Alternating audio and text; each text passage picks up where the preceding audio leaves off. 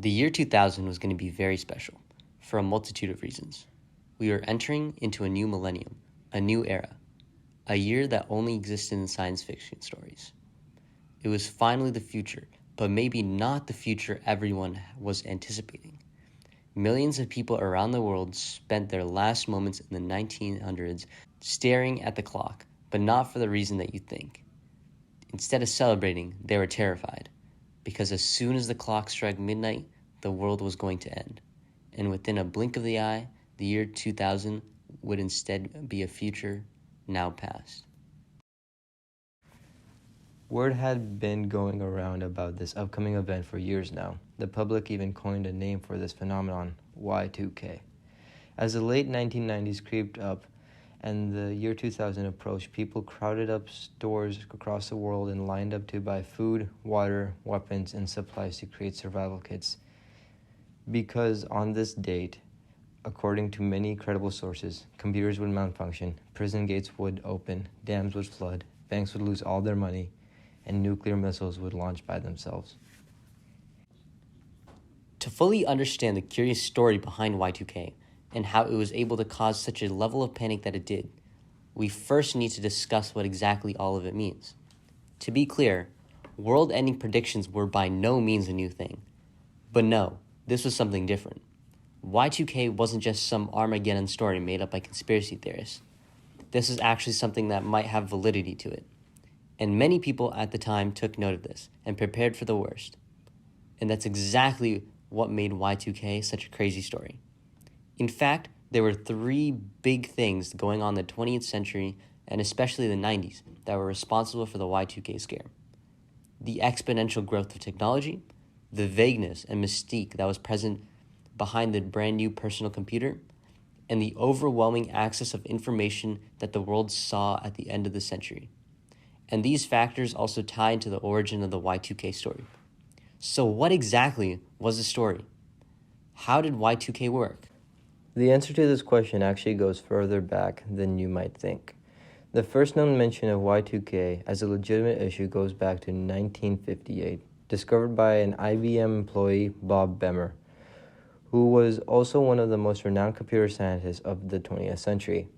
He proposed his idea during a time when computers were still brand new, a lavish and costly byproduct of World War II. But with time, this machine could become incredibly sophisticated and part of our everyday lives. He recognized this in 1958. Memory was expensive, and naturally, to save money while maximizing efficiency, they removed what they thought was redundant information. And that's what Y2K was centered on. It all had to do with how numbers were presented on the clock. That's where the term Y2K comes from, abbreviating year 2000. You see, computers at the time only took the last two digits of a year into account when calculating the date. Having the digits 1 through 9 at the beginning of each set of digits just used up more memory than was worth. The last two digits were more than fine. It was not like people were looking at these computers to see what year it was anyway. It was used for logging and record keeping. And the last two digits were plenty for that. There were even some computers that only used one digit to represent the year. So instead of 1978, you just had 8. I mean, everyone still knew it was the 20th century. But what would happen as we approached the 21st century? Well, naturally, the year 2000 would have to be represented as 00. But how would a computer that only stores the last two digits of a year react to that? Would it read 100, or would it backtrack and read it as 0 and slowly tick back up as the years progress? Is the year 2001, or is it 1901? Y2K was a bug that a lot of people were afraid of in the 90s, where they feared, since computers used a two-digit representation of the year, for instance, 1997 would just be represented as 97, that when we switched over to the year 2000, computers would interpret that time and date as the 1900s, and that would cause lots of system errors that depend on dates, times, and clocks, and cause things to crash, like bank mainframes or other important systems that needed dates to be accurate. At this time, what was like your interaction with the internet and computers? Like, how much did you use them? Great question. I was 13 in 2000, so I was in middle school.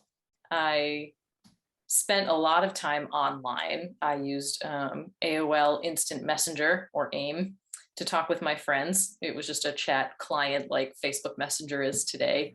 I spent a lot of time on like message boards.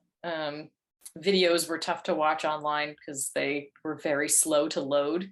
It was just very, it was a really long wait if you wanted to see anything like that online. But I'd occasionally try to look at pages with pictures or videos. But for the most part, I just use it to chat with my friends or do emails for the internet. Yeah. Me and my partner found that why during the Y2K issue, people were kind of like panicking, like they were lining up at stores. Looking back, was it like an overreaction to the issue, or was it sort of justified? The panic that Bavay refers to directly results in people preparing for the worst. The ATM was a good example of this, as money was at the core of the problem. People had complete dependence on infrastructure that was based on computer software. Many people withdrew their money and lined up outside of grocery stores, often selling them out. Some people even took extreme precautions. Such extreme measures were taken, such as stocking up for supplies, as seen in the video. Here we see a man bragging about his supplies, how he's got a lot of canned goods which will last him a while. He brings up the fact that this is specially made for Y2K and that he's proud of it. These precautionary bunkers are an example of how the paranoia caused people to take extreme measures in response to information spread by the government. I didn't even see that reaction myself, to be honest. I felt like there was a lot made of it in the news, and like, they would show videos of people panicking and seeing things, but like, I grew up in Rhode Island, and I never saw anybody kind of panicking or freaking out. My dad worked on mainframe computers for an insurance company in the area, and I don't think he ever said or was scared of anything. Our personal computer never got affected by anything. So if there were people out there who had this big overblown reaction, my impression would be it would be a minority. But for that minority, yeah, I think it was definitely overblown because there weren't many major issues at all when the year 2000 rolled around. Okay, so it sounds like there was a lot of news about the issue, but once 2000 passed, was there like a big news circuit going on about it being like solved slash resolved, or was it just kind of quiet? Like did it just die out eventually? I think it was a hot news story like leading into 2000. And I think a lot of people were on top of it. So there was a lot of stories about like, oh, this bank isn't concerned, or this area is not concerned about issues. And then I think there was much more excitement in the news about it's the year 2000, we're hitting a new millennium. Like there was a lot more excitement about like the year 2000 actually hitting in the parties and the celebrations. So I think that some of the news on Y2K just died down when, it was kind of clear that people were going to have it covered. And it was more like a conspiracy theory kind of thing of like, oh, the whole world's going to fall apart. So, yeah, yeah.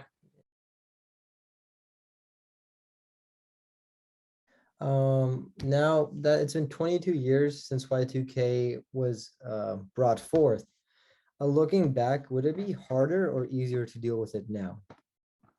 Uh, I think that's a tough question. As somebody who works in computer science, even the year 2022 has its own version of the Y2K bug. There's Y2K 22, where the way that we store numbers in computers, there's a certain value called a long, and the most that it can store is like 2 billion, 1 million, something, something. So if you use a number where the first two digits of that long are represented by 22, that causes an overflow of anything that uses long formats to store numbers. Another upcoming issue is the year 2038, more specifically January 19, 2038. This problem occurs due to most C-based programming languages using a library called the Standard Time Library. Just to make things clear a bit, a library is used in programming languages to provide certain functions which are commonly used and accessed in order to save the developer's time to ensure certain functions are shared across multiple instances of code. And C-based programs are programs that use a C-based language. A C-based language includes C#, which is most commonly used in game development, and C++, which is a really old programming language used for many products. In all, C-based languages are very frequently used. In this standard time library, time is stored in the previously mentioned long format, or 4-byte format. This library stores the time as the amount of seconds passed after 12 a.m. January 1st, 1970. This is assumed to be the beginning of time by computers, so the value of Sunday, February 21st, 1999 at 4:18 p.m. at 38 seconds is 919,642,718. As Ms. Jackson had mentioned earlier, the issue with longs is that it can only store up to a value of 2,147,483,647, or 2 to the 32nd power if you want to be lazy. We will reach this value on January 19, 2038. On this day, all C-based programs which use the standard time library will have problems with dates. Thankfully, this problem is relatively easier to fix. We can simply recompile written programs with a new version of the library, which would store a 8-bit format. The value of the 8-bit format is 9,023,874,364,775,807, leaving the problem to be an easy fix. On the one hand, the internet is way more pervasive nowadays. Like, we use it to control so much more of our lives. It's so much more embedded in all the everyday actions that we have. So the stakes are much higher. But I also think that we've learned to design systems with more like robustness in how we store dates and date information. So I think that most, like any major companies that would be affected by any sort of date bug, are pretty solidly aware of it. So I wouldn't anticipate major bugs based on date problems in this day and age. But I do think that people are very aware of it and spend a lot of time and energy making sure that those dates are correct and we handle those bugs as they come. So you mentioned that there's like a current issue that had come up with the year 22. Is there anything else that could come up in the future which should be proven as like a similar bug or issue? I think the biggest computing challenge coming for us in the future is quantum computing right now. Our current computers run on binary with zeros and ones to represent data. But once we have quantum computers that have so much more power and capability for storage, the current encryptions that we have to protect our data can be hacked trivially. Like, if quantum computers become a thing, then RSA encryption, or this particular way of protecting our data, will be really easy to just brute force and find the solution to, which is a little terrifying. So we have to get any system that's using the current form of encryption to switch to a new, more difficult, more sophisticated one. And that's a much harder problem to solve than the Y2K bug was. Quantum computers are on the horizon. I don't know how soon that will happen, but I think it would be likely in our lifetimes that we'll have to deal with this issue, and it will be far larger than Y2K was. The future of quantum computers is very promising and in high demand.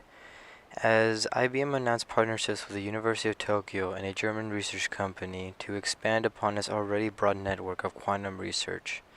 Quantum computers do pose the benefit of faster and stronger computation speeds and power, although they do pose the security threat mentioned before. We just, as a computer science community, will just have to tackle these situations as they come, whether it be Y2K38 or the challenge of quantum computing.